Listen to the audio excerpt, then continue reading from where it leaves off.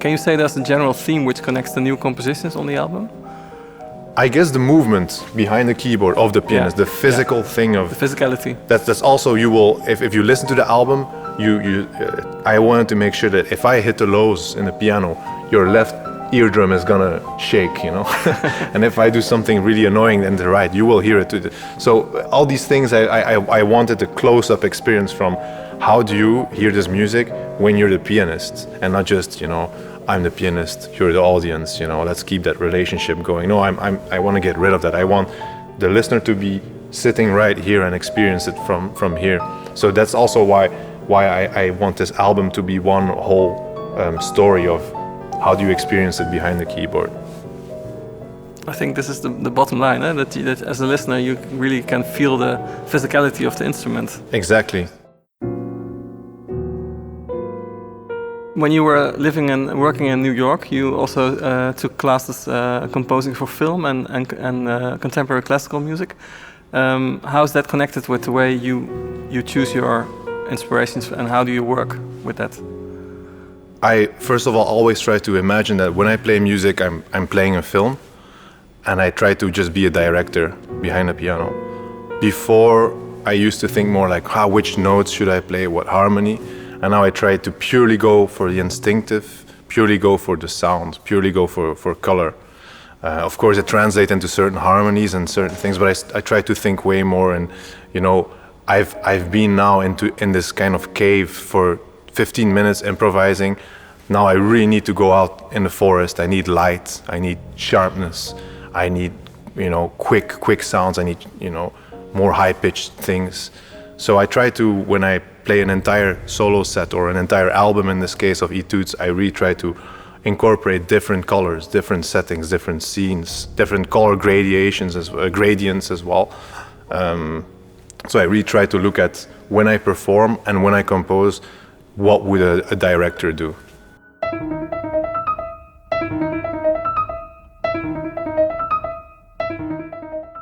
During the Belgian Jazz meeting performance, you had a very nice introduction about one new song, which has a lot to do with whales, actually.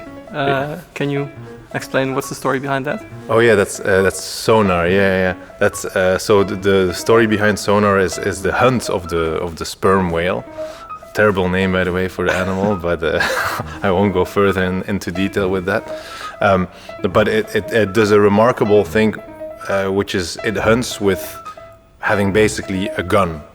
So it's the only animal, I think, that is able to shoot energy, and that's why it has such a big head as well. So the head kind of acts like a gigantic antenna, subwoofer, all in one.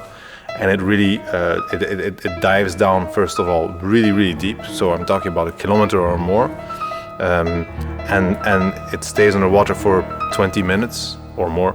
And during the dive, it goes to the point where, you know, it's so deep that there's no light. Actually, the depth where it goes at, you can't.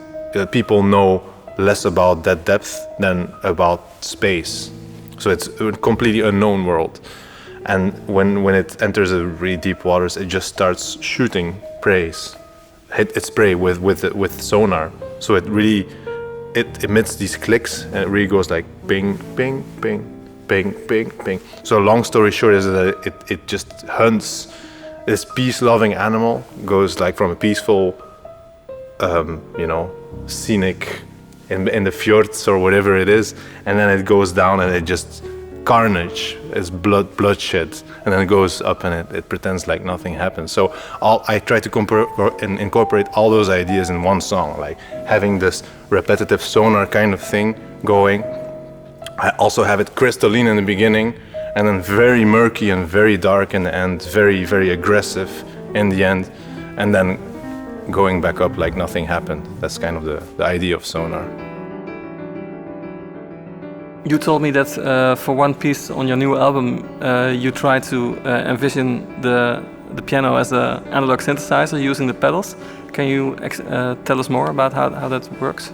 Yeah, I like it in music, electronic music, especially with analog synthesizers. Sometimes there's like a repetitive pattern going on, and then you just play with the filters and with the, you know, with the reverb or the sustain. All those factors are really important in synthesizers.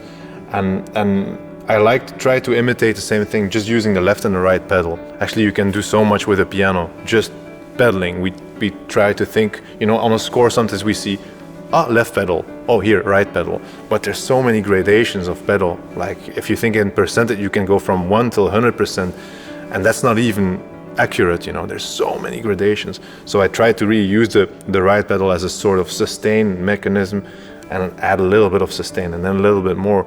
So you kind of gradually shift from, let's say, red to blue, and you don't even realize that you were in red 1 minute later. You just shift really, really slowly to blue, and then suddenly it's like, hey, wasn't this a red room before? That's kind of the idea as well, that I do that just, you know, no electronics. I try to just use a piano. Same with the left pedal. You can make the tone more round, like a low pass filter, you know. So instead of, you know, hearing it like this, it kind of gets this more round tone, and then you hear a little bit more highs. So you can do all of that also with left pedal, and of course the fingers, the attack. Do I play with a straight finger? Do I play with, you know, my soft palette of my fingers? Do I play with, you know, flat fingers or round fingers? It influences the sound. It's not just we can't think about a piano that is just hammers hitting strings. That's just the only way you can make it sound like it's alive is by thinking that it's an extension of your body.